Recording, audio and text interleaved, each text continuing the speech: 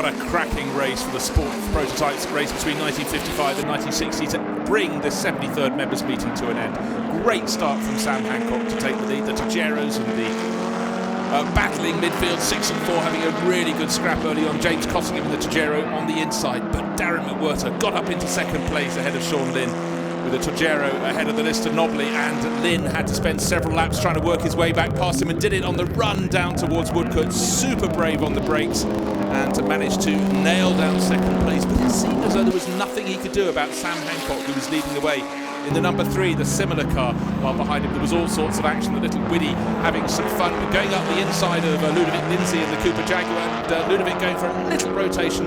No harm done other than loss of momentum down at Lavant, but then Christian Glazel was overtaken in the D-Type Jaguar by James Wood, who picked his way in the little Lotus up through the order as the bigger cars ate their tyres. He drove a great race and came very close to getting a podium position at the end. And then Ben Eastick had a moment. He had a lot of oil dropping out of the car. You can see a little pipe has come off.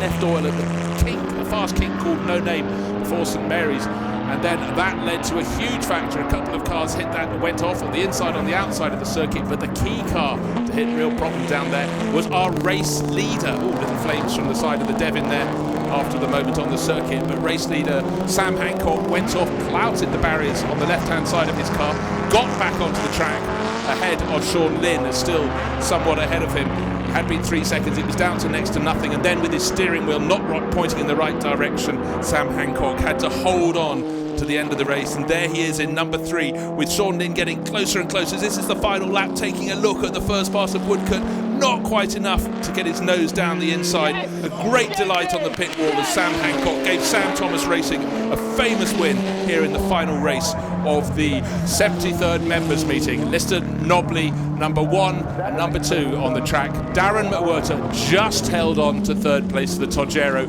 under huge attack from James Wood.